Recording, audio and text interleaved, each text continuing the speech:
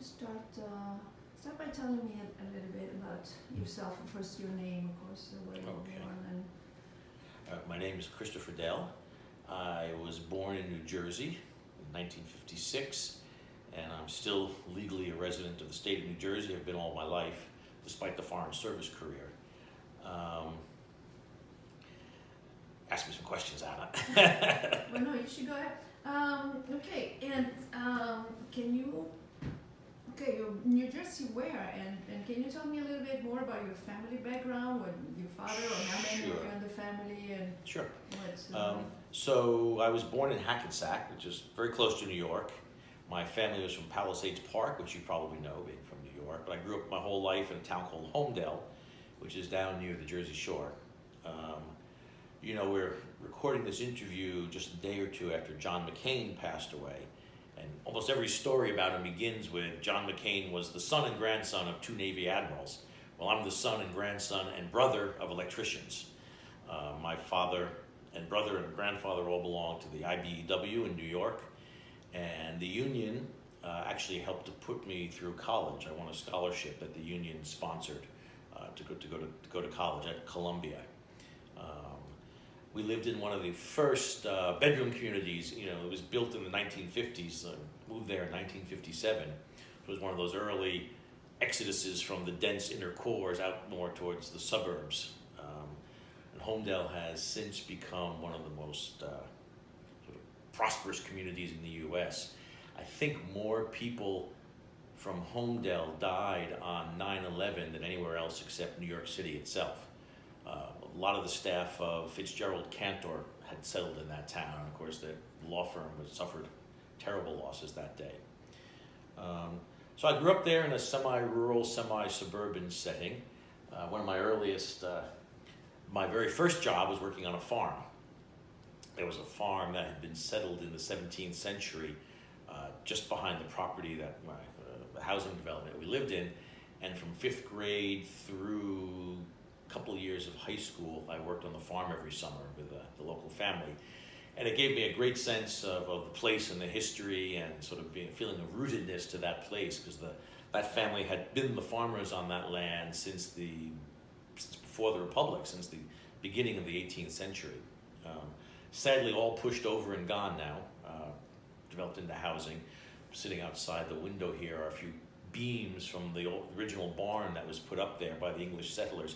It had been settled originally by Dutch people, this part of the state, in 1666. And then the English came later, and when this barn was put up, there were still Indians living in the fields around the farm. And the grammar school I went to was called Indian Hill because of the hill that the farm was on. And there were Indian burial sites there, and they used to come up with these things. So it's a real good sense, I think, of, you know, always a strong identity with where I'm from and with New Jersey, and as a result, of course, the U.S. And why didn't you become an electrician? Well, one in every generation's enough. They make, you know, it's a good career, especially, you know, for unionized people in New York. It's still a very, very good career. But I was always more inclined towards reading and writing and learning and things, and I don't think my gifts were particularly using tools, although my father did teach me I can change all your light bulbs for you and your light switches and sockets if you ever need somebody. I've been doing rewiring here at this house in the last few weeks as part of getting it ready for us. And you went to Columbia, so 56, in 76, 75? I went in 74 and I graduated in 78, yeah. So you were pretty young. Normal age, 18 for university. What was your experience at Columbia University as a college student? I really enjoyed it. Columbia at that point was a low point for Columbia. This was only 6 years after the 68 student demonstrations and rioting. The university was a little run down, the physical plant, but the quality of the education was still superb. And I think, like most people who go to Columbia, I came away thinking the most important aspect of it all was their core curriculum. You know, back in the 20s, I guess, Columbia devised this curriculum built around the great books. You read philosophy beginning with Aristotle and Socrates and forward to Marx and Lenin.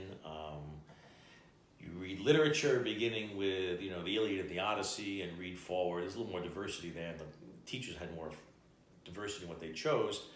But I think it gave you a really good grounding in bigger ideas and sort of the moral, political, philosophical issues that I think still define the world today. So, despite all the changes going on around us, some of the questions are eternal. So that was a good thing about Columbia. And then, of course, there was being exposed to New York. Because I was there in the era of the famous headline, Ford to New York, drop dead.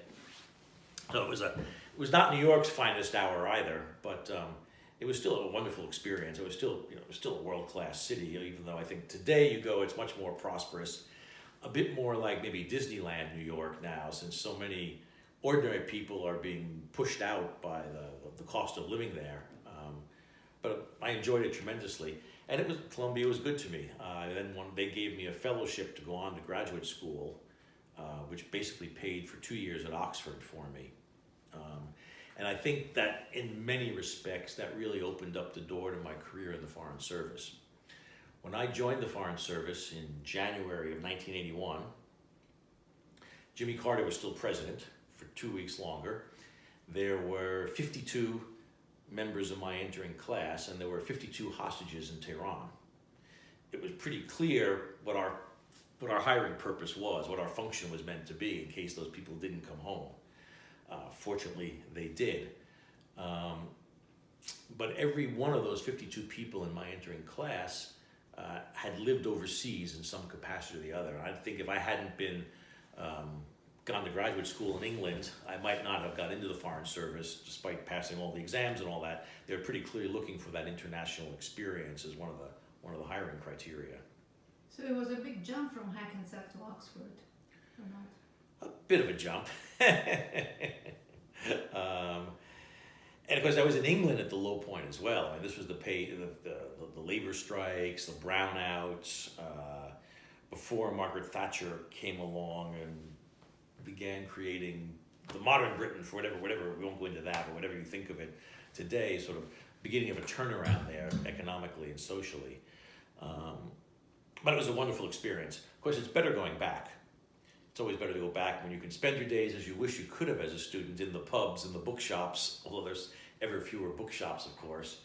It was a hard experience because it's a completely different approach to education, a completely different approach to teaching. And there was really very little way an American who was used to sort of very structured semester by semester approach with courses and grades and feedback. You got none of that at Oxford.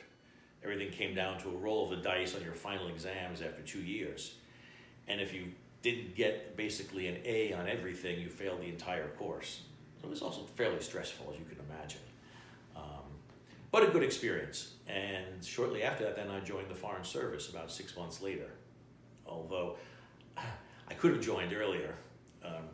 Some things comfortably don't change with the US government. And even though I told them I was leaving England and moving back to New Jersey, they mailed my letter of offer to the United Kingdom. And of course, I never got it. So the day after the elections in 1980, November of 1980, a friend of mine was working at the White House, and I went on the White House lawn and stood there and waved goodbye to Jimmy Carter after he lost the elections in the Rose Garden, and then went over to the so-called Board of Examiners of the Foreign Service, and the next day, and said I had my oral exam, and they said, oh, there's one too many of you, so if somebody can come back tomorrow, we're going to ask somebody to step aside. And I said, well, look, I have an interview tomorrow about what happened to my candidacy, my previous candidacy, and if I can meet with somebody today, I'm happy to come back and sit the oral exam tomorrow. I went upstairs, and the fellow there began with the usual, well, there's a register and a waiting list, and we can't predict. And he opens my folder and he says, oh, well, we offered you a place and you never responded. I said, let me guess, you mailed a letter to England? Yes, exactly. He said, I don't know how flexible you are, but you can go downstairs and you can start this morning. We have a class beginning today. I said, well, thank you, but I wasn't that flexible. Could I come into the next class? And that was January. and they had just, because of new legislation, renumbered the entering classes. So the one that I didn't join was the first class in the new system, and so I'm proud to say I've been second class my entire career. Just out of curiosity, when did you first knew that you wanted to join a foreign service? You wanted to have a career, a diplomatic career? Yeah, I went off to college thinking I was gonna go into law and maybe pursue a political career. And I guess it's part of my contrary nature, Anna, that after the first 2 weeks at Columbia as undergraduate, when I saw that 45% of the class were pre-med and 45% of the class were pre-law, I said, I don't want to be like everybody else. And so it was really then my junior year, I did a class in strategic theory with a professor named Warner Schilling. And I found I really liked it. And at that point, with the Carter administration, there were a number of Columbia professors who had come down and joined the administration. And they were able to arrange for me an internship at the State Department in the autumn of my senior year, so 77. And I found I really liked it, and I then decided I would, pursue this degree at Oxford in international relations and try and join the Foreign Service. Luckily, it all kind of worked out according to plan. So you joined, and what happened? What was your first assignment? Of course, I joined being a German speaker, so the first thing they did was assign me to a post in Mexico where I had to learn Spanish. So my first assignment, after about 9 months of training, including 5 months of Spanish language training, in September of '81, I showed up at Matamoros, Mexico, which is a town on the border with Texas, opposite Brownsville, Texas. At that time, it was a 2-officer post, a consul and a vice consul. About as low down the totem pole as you can get in the Foreign Service, working at a border post remote from the capital in Mexico City, basically issuing non-immigrant visas. As you can imagine, there was a lot of movement back and forth across the border, most of it quite legitimate. A system had developed in Mexico for years before that where they didn't really bother providing much to the border region. They just assumed everybody would go across the border to the US and shop. I'm not talking about basics, milk and bread. Often people just had to go to Brownsville to get it. So there were lots and lots and lots of people applying for visas every day, and mostly people you would give them to, even though in other circumstances you might sort of say, I'm dubious because this person is a farmhand, and the chances are they're going to go work on a farm in the US or something, but in fact they had legitimate reasons to go.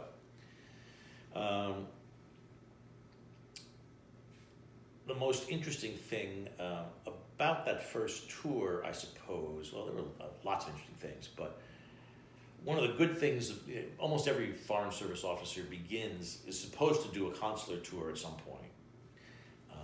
And that entails a variety of responsibilities, but issuing visas is certainly one of the big ones. And the important skill that I think you learn from that is saying no to people. In our society, in our lives, you're not often in the position where you're encouraged to tell people, no, you can't have something you really, really want. And being a visa officer, you have to deny visas to a lot of people who really, really, really want to go to the US. And you have to learn to do it diplomatically, gently, but also firmly. And often people get very angry and push back push back a lot. So that was, I think, an important diplomatic skill, sort of learning it from the very bottom up, as it were, and sort of going from there. And of course, invariably, the vice consuls get the best language skills of anybody because they're using the language the most, speaking to ordinary people in whatever language it is, in this case Mexicans, using it 8 hours a day, every day, and it really, I think, is really good for developing language skills as well. So the next post was in a Spanish language country? No, I went to Portugal. So you had to learn another language? Learn another language. I had a terrible car accident while I was there and hurt myself badly. And there in Mexico? In Mexico. Actually, it was on the US side of the border because it was safer, but it didn't turn out that way.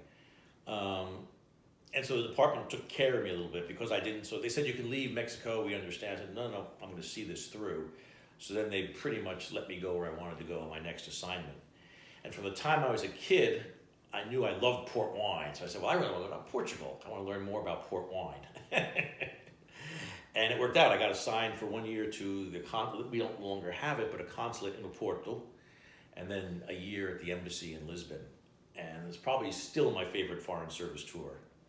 This was the Portugal of pre-EU Portugal. And my boss there described it, I thought, the best. He said, Portugal is like the way Europe would have been in the 1950s if World War II hadn't happened. Kind of very old-fashioned, very, I hesitate to use the word, but underdeveloped, less developed than the rest of Europe was. And it was fascinating to learn to know that Portugal and to see the changes that have happened since, and the vast amount of catching up the country has done in the intervening 30 years. When you are assigned to a post, how much does the State Department prepare you, or how much do you prepare to? What did you know about Portugal besides the fact that you liked the? Right, I didn't know much about it at all, and so they generally try and give you language training if you don't have the language. And there was a conversion course to convert Spanish into Portuguese that only lasted 8 weeks. The two languages are so close, you know, you can make at least learn enough to begin to make the transition. And then every week they do an area studies, a morning of area studies where you read up on, learn more about the country.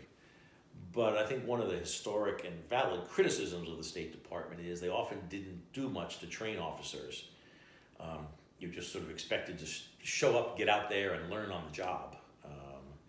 And I think that works for many people, but for many it doesn't. And they've made serious efforts since then to, I think, improve the quality of preparation for officers going out to new areas and new regions. But there's still, I think, there's still a strong element of learning as you go with the Foreign Service. And the good thing about that is that it, you know, people who are quick studies, I think you just get submerged in a culture and you really learn a lot very quickly in a way that I don't think you quite get out of an academic setting where you're reading about it in books or attending lectures. I think getting out there and living in the society really is the best way to come to understand it. And you know, Anna, this reflects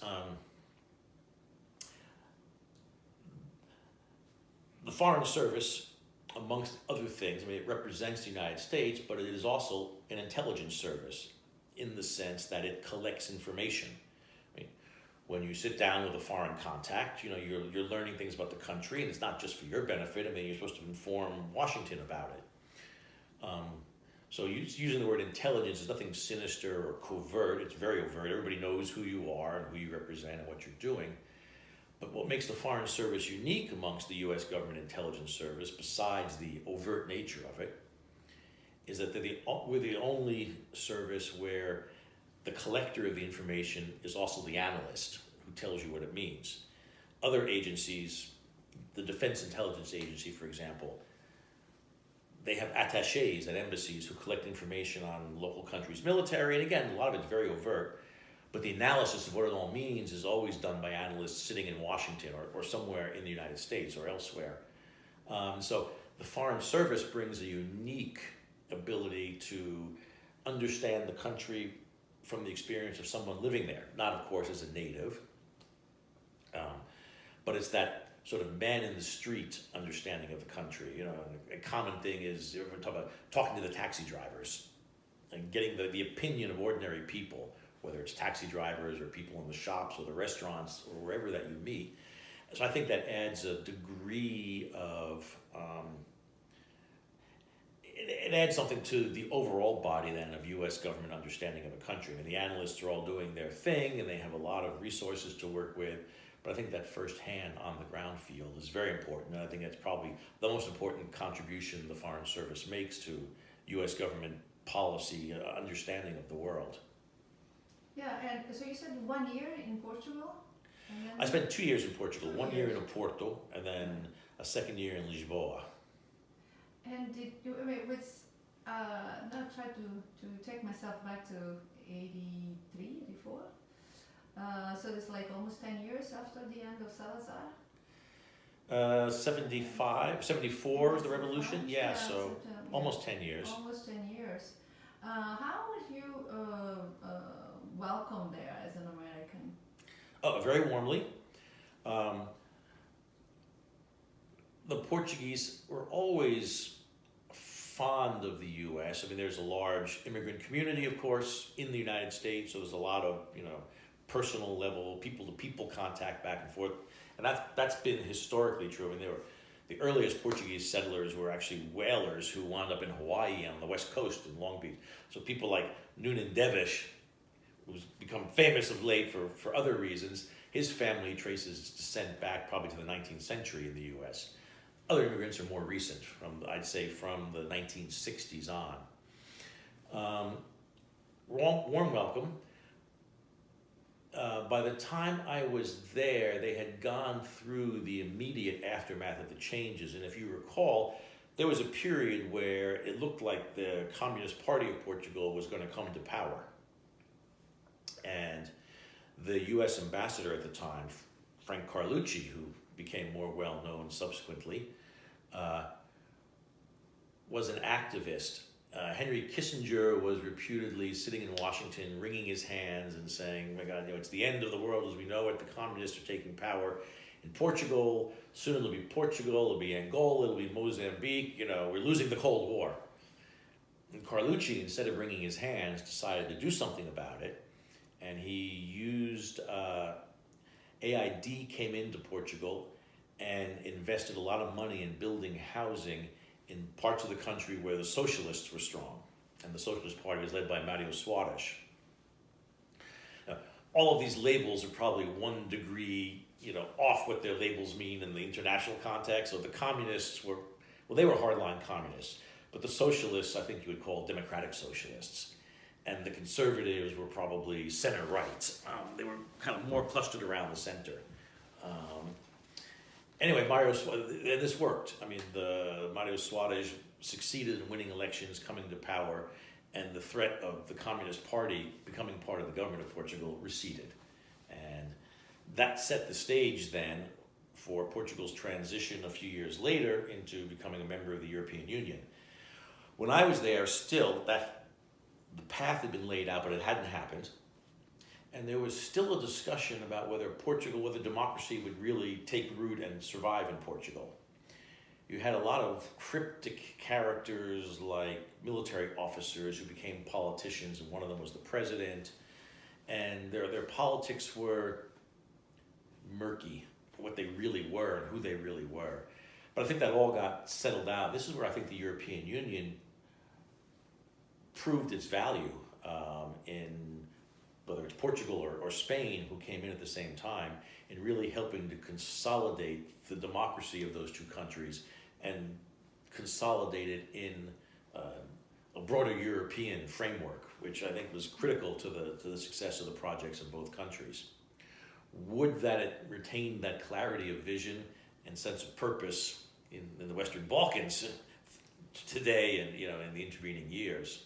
Well, we're gonna get there, but I know, from Lisbon, what was your next assignment? And I have to think. I went from Lisbon back to Washington. And then I spent the next 6 years in Washington doing a variety of assignments in the Bureau of Political Military Affairs. I was the junior Spain, Portugal desk officer. Then I worked on the Greek base negotiations for a year and a half. Then I became a special assistant to the Undersecretary for International Security Affairs before going out to Mozambique as the Deputy Chief of Mission in 1991.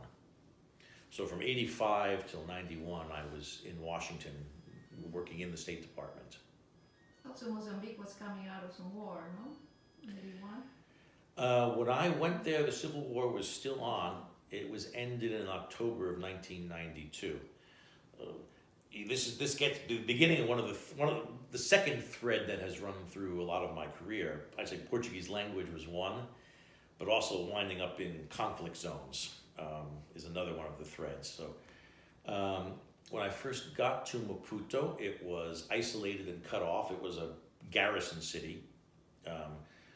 The opposition guerrilla army, Renamo, didn't control the surrounding countryside, but they moved freely through it and could ambush stage ambushes at any time, so there was a security perimeter outside of which we couldn't travel. And the only way to get to South Africa, which is only 90 kilometers away, was to fly.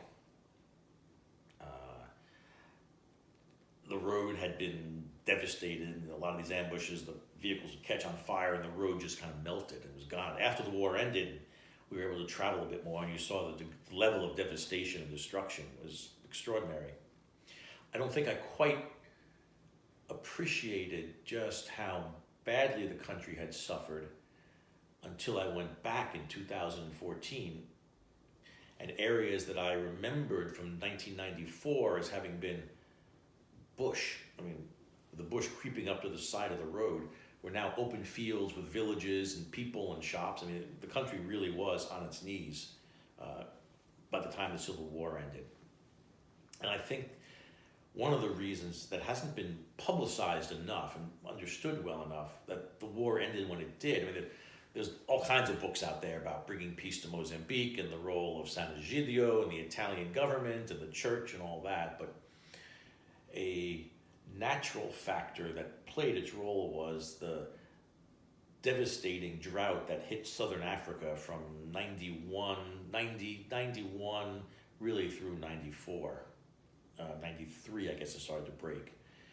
At that time, the U.S. government was bringing in 600,000 tons of corn every year and keeping about 10 million people alive. Because the security situation was what it was, you could only get it out to certain points where there was enough security that the aid workers could move, International Red Cross, World Vision. And the people were so desperate, they just started coming out of the bush to these points where they could get access to the food. And what that essentially meant was neither the government nor Renamo, the opposition, could control them any longer. I mean, they kind of used the people, and I saw this later in Angola, the same thing, keeping people locked into one place by, basically killing them if they tried to leave. That strategy was broken by the desperation of people to get to the food, and they left, and Renamo found itself isolated and unable to control populace any longer. And every revolutionary peasant movement depends on controlling the population. So I think that was a very important factor in helping bring the war to an end. At a terrible cost, which nobody would have wanted, but I mean, nature took its course. And so that was Mozambique. Quite an experience. Well, it was right at the time as the war in Yugoslavia, where you were too absorbed by what was happening in Mozambique to follow. Did not follow it closely. It's true. I had no previous experience in that part of the world. The names were all an abstraction to me. And your hands full. And we were plenty busy in Mozambique, First trying to end the war, and then negotiating the peace settlement, dealing with the demobilization of the Renamo fighters. And it's funny because I've seen subsequently this whole theoretical literature has grown up around how you end wars and demobilize the fighters. And it seems that every time I dip back into it, they've added another D or an R to the disarming, demobilizing, resettling, reintroducing, DDR. I think maybe up to DDDRR now or something.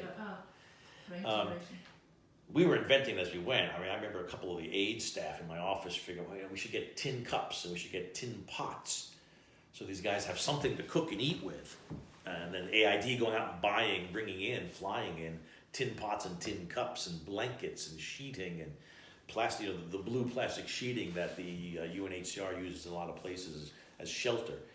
So we were really inventing all this from the ground up. It may have been, I don't know if it was absolutely the very first, but it may have been one of the very first kind of armed conflicts of this nature to be ended through a negotiated settlement and trying to work out these things.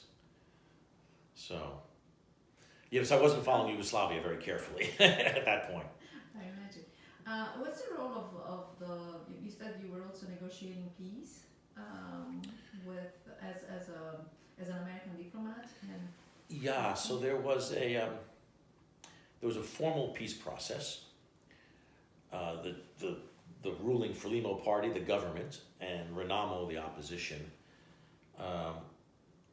were brought to the negotiating table, I think, largely through the efforts of the Italian government. The Italians had a big stake in Mozambique in those days. As the system worked in those days, you know, all the Italian political parties had different countries that were kind of theirs, and from which they made money for their political party operations in Italy, the construction companies and such things. And the Christian Democrats were Mozambique. That was their patch. And so the Italians were able to bring the parties together, you know, and we were very fortunate, I think, that Italy took this role on there. Portugal had too much colonial baggage and history. South Africa was, you know, not a valid interlocutor, and they were going through their own transition, which was taking place at the same time next door. As you know, Mandela had been released from prison, and they began this constitutional discussion that led to the elections in '94, which I got to go over and observe, actually. So they'd begun to negotiate. They negotiated a partial ceasefire before my time in Mozambique, and established two corridors, the Limpopo corridor and the Beira corridor, as ceasefire zones. And so this is where I mentioned that the aid workers could actually get out and bring food and medicine to people in need. The Beira corridor ran from the city of Beira on the Indian Ocean up to the Zimbabwe border, and it was a road, rail, and oil pipeline, and the Zimbabweans were guarding it, preventing any further conflict. And they were also guarding the Limpopo corridor, which was a rail line, again, that went from Puto basically up to Zimbabwe. Mozambique had always served as a transit route for the African interior because of its position on the coast. And in colonial times, the British really took the lead in building, you know, routes into the interior to take care of then Rhodesia and even South Africa and Malawi, Zambia, etc. Anyway, so it was a partial ceasefire, and the parties had all asked others to participate in it. So it was the Italians, the Portuguese, the United States, and the UK. If I recall correctly, there were 4 members of something called the Joint Verification Commission, which kind of oversaw this process. And spinning out of that then was a larger negotiation about resolving the entire conflict. And the same international players, led by the Italians, the Portuguese, the UK, the US, some of the African countries played a role too, but more on the JVC side. So I think the Kenyans sat in on that. But anyway, we were participating at the request of the parties, who wanted sort of honest brokers, outside observers, mediators to sort of sit between them and help them sort through issues and challenges and difficulties as they came up. And the formal process took place in Rome under the auspices of the Italian government, and quietly in the background, the religious community, Sant'Egidio, which is of course based in Rome as well, played an important role as an intermediary, sort of talking to both sides, and they were regarded as an honest broker by both parties.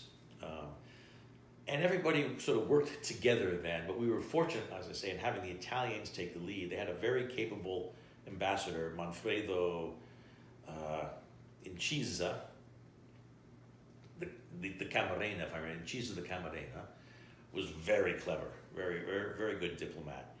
And of course, the Italians could do things to sort of overcome obstacles in ways that the United States never could. I'm talking here about money, that they helped the parties meet certain needs they had that allowed them to sort of continue in the process. I mean, the Renamo people, for example, when they came out of the bush, were wearing rags. And so on one of their first trips to Rome, they all got suits and clothing so they could feel like they were proper, you know, not quite diplomats, but proper negotiators in a formal international process. And it's easy to laugh and make fun of these things and kind of roll your eyes about corruption. But these are human requirements. I mean, people have dignity and respect, and they need to feel that they can fulfill their roles in a dignified fashion. So I think it was very important. The U.S. could never do that. We would never be allowed to spend money like that. So it's very important that Italy played this role. And it was a success. Most importantly, it was a success. And although when I went back to Mozambique in 2014, it was all extremely, I always say only half jokingly, as I say about Kosovo, it was like being away from your favorite soap opera for a decade and coming back, and none of the players had changed, none of the issues had changed. Just everybody, you know, somebody had gotten divorced, somebody had died, somebody had betrayed somebody, but it was the same plot line. It was pretty easy to pick up. But the important thing about Mozambique is, despite the fact that Renamo still maintains a small armed opposition in the center of the country, etc., the country was never really at any risk of going back to civil war. When the war ended, it ended. And I have always maintained a lot of the internationals wanted the reconciliation process, a peace reconciliation process. And the Mozambicans, including the Mozambican people themselves, didn't seem to feel the need for that. And I always thought the war was just so horrific, and their collective memories of it were so ghastly for everybody, they just wanted to put it behind them and move on. Everybody had suffered, everybody was destitute, and they didn't have the time to worry about settling past scores, or they just wanted to get on, they had to get on with getting on with life and sort of getting a crop in the ground and beginning to put their lives back together. And not perfectly, but by and large that has worked in Mozambique. I think it also worked in Angola, which is a very different society despite a common colonial heritage, if you will. But again, people just kind of wanted to move on at the end of the war and get on with life. We can talk about that later. It ended in a very different way and a very different kind of result. So I think Mozambique is a success story, and I credit a lot of this to the role played by another Italian, Aldo Aiello, who was appointed by the UN as the special representative there to lead the peace process, the UN mission called UNAMOS. And it's one of the most successful of these peace missions that the UN has ever mounted. And again, I credit that to, a lot of that to Aldo and his personal capabilities. He was an Italian politician. I think he'd been a senator in Italy. But he lived a lot of his life in New York. And I found him to be that perfect combination of kind of Machiavellian Italian politician, but a very pragmatic American as well. Sort of focused on the goal and never losing sight of what the objective was. And I think it was a good balance. And of course, he had a very close relationship to the Italian embassy and the Italian government, which continued that positive role Italy had played. But he was very capable, and every time the process would get stuck, he was able to kind of negotiate between the parties and call on the other countries who were supporting it, like the United States or the Italians, very skillfully to sort of help them get past those obstacles. Most of which, because I've long since forgotten the details of, I kind of remember the outlines of the process.